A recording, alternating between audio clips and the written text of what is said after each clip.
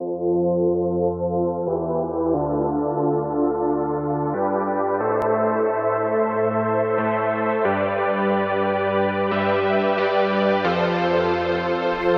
there, it's Stephanie Shea, Chief Astrologer for janspiller.com with your February 2022 Astrological overview. Here we go. We're going into the second month of 2022. You're going to get to see this video at the beginning of 2022. I always work a month ahead because I feel like it's very useful to see some of the astrology coming down the road. So if you haven't watched January 2022, check that video out, and then you can watch this one and put it together to see the cycles that are unfolding. So this month, February, that I'm talking about, really feels more like the new year than January did. And what's interesting is if you follow Chinese astrology, the Chinese New Year is February 1st. It coordinates with the new moon that day, and of course it's going to be Year of the Tiger. So I don't specialize in Chinese astrology, but I do find it interesting that this year the Western calendar really did not sync up with the astrology for new beginnings. But by the time we get to February 1st, we're just about to come out of Mercury retrograde. In general, February is going to feel like a much more forward-moving month than January did. So we will be working through the shadow phase of both Venus and Mercury retrograde this month. But the shadow is kind of the wind down. I call it the yellow light. If you watch my videos, proceed with caution. If there's something really, really important, maybe you do want to wait until March, after March 2nd, for example. That's when we clear the Venus retrograde shadow. But for a lot of things that you've spent time considering over the past month or so, it probably is time to start taking some baby steps forward this month. And we're going to have some big time astrology this month that's been in the astrological headlines. Maybe you've been hearing something about the Pluto Returns of the United States. It's a kind of a big deal because Pluto is on such a long cycle. It's almost 250-year cycle.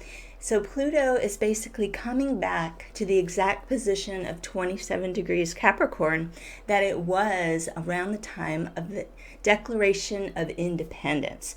So this cycle is something that's happened historically in other countries based on their founding date, and it can mean some really big changes.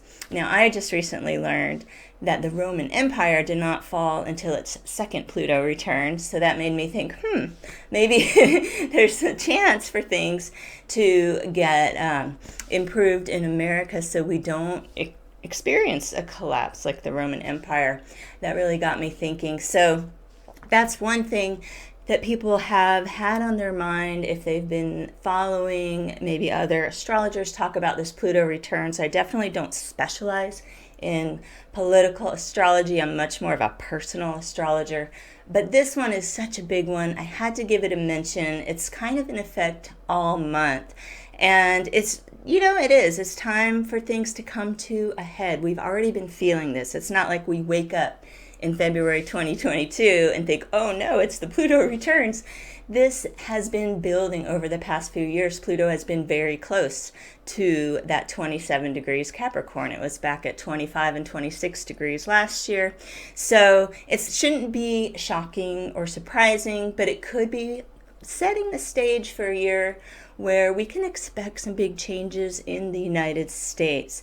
Now, another thing that kind of has tipped off astrologers that big changes are coming our way has been this Saturn-Uranus square. That was in effect all of 2021, and we are still working through it in 2022. We'll have our last exact Saturn-Uranus square in October of 2022. This square also kind of echoes some of the themes of a Pluto return. It's not as deeply rooted maybe in the history of the country as Pluto return would be, but Saturn is systems, structures, tradition, Uranus is revolution. Let's shake things up. Let's do things in a new way. There has been the need to compromise with this square. It's two kind of stubborn energies in fixed signs, right? So Saturn and Aquarius, that's fixed. Uranus and Taurus, that's fixed. You can see polarities, and this probably is not just the United States. I'm seeing kind of a global influence, and I talk to a lot of astrology clients that live in different part of the world, and the polarity of opinions, let's say whether it's about COVID or about how to handle the environment, is being felt strongly throughout the world. And this square is really forcing us to look at these things and see what's working, what isn't, and find a compromise between scrapping everything, which Uranus and Taurus might favor, and also digging our heels in and not making any change whatsoever, which the Saturn influence might favor. We've got to find a middle ground that gets us out of the things that aren't working, but maybe there's some things, I do actually believe there are some systems and structures that we should keep. So this is a big thing that will be going on this year. It's loosening. We actually felt that a lot more last month. So if you checked out the January video, you'll know, okay, that was really happening last month. Something that will kind of temper this square this month, I feel, is Jupiter in Pisces making what's called a sextile to Uranus and Taurus. So Jupiter in Pisces is a very optimistic, growth-oriented, spiritual planetary placement. And with it operating in a favorable aspect to Uranus, it could soften some of that militant feeling of radical revolution and maybe think of ways to do it in a more perhaps beautiful way, in an artistic way, in a way that unites us. When I think of the sign of Pisces, which Jupiter is in right now, that really is a sense of oneness and realization that we actually are all quite connected, despite thinking we're different and people with different backgrounds and opinions are just total opposite of us.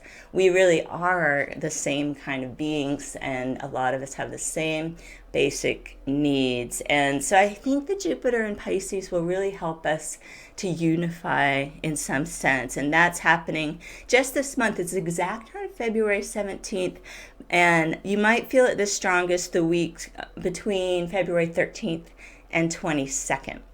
So that's some of the outer planets, astrology. The inner planets, of course, is what we really feel tangibly in our day-to-day lives. We've got Venus moving forward in Capricorn. So we worked with Venus in retrograde in Capricorn from December the 19th all the way to January 29th. So we just finished that cycle. That was encouraging reflection, especially related to relationships and your money and your values and your self-worth. And if you came out of last month thinking that you have some new priorities for yourself, maybe new realizations about an important partnership, you really made the most of this Venus retrograde. The good news is as we move through February, you can start putting some of those realizations to use and maybe begin to attract some of the things that you realized you wanted for yourself.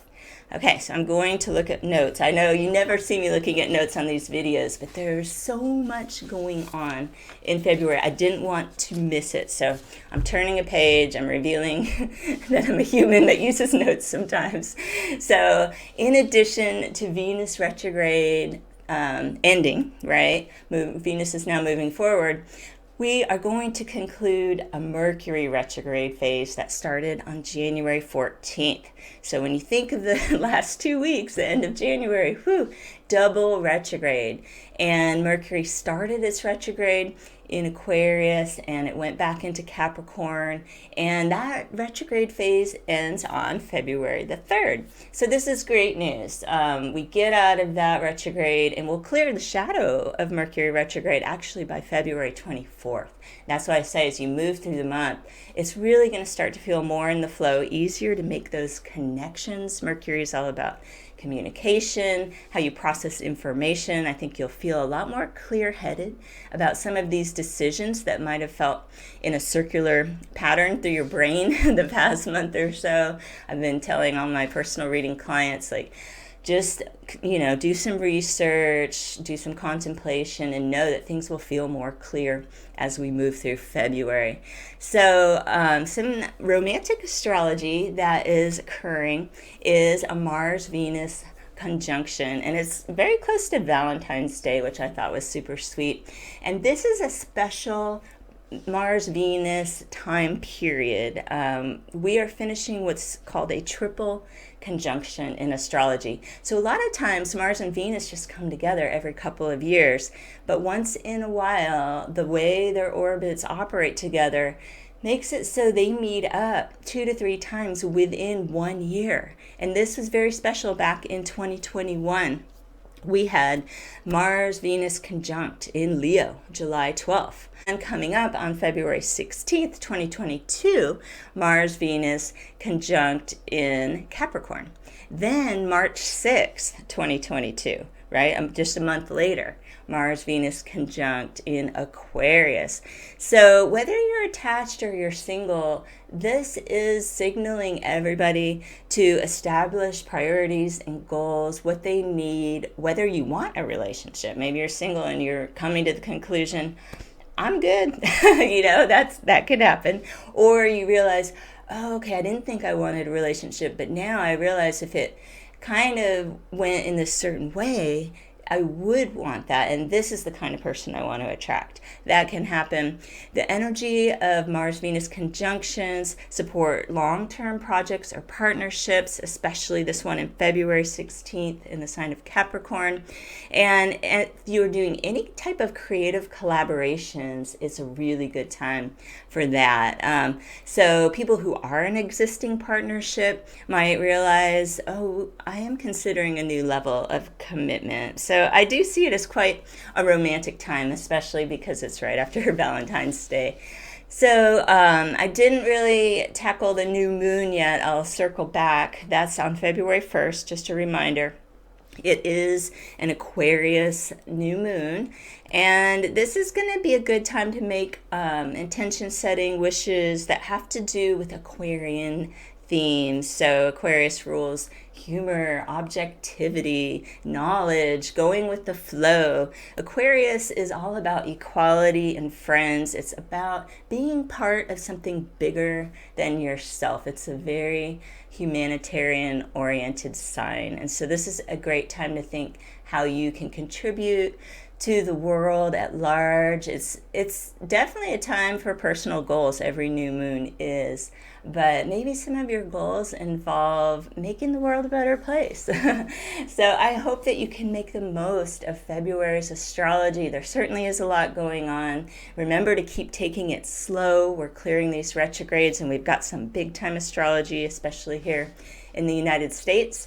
Be safe and be well, and I will see you here next time with your astrological overview. Be sure and check out the series I'm doing with Coach Valerie D'Ambrosio. We are doing a special talk every month about the sun sign energy and things that can come up psychologically for people based on the energy of that sun sign. Valerie is very gifted, and she has some great insights about how she helps clients with certain themes that go along with the current astrology. So I hope you'll check that out as well, and I will see you next time.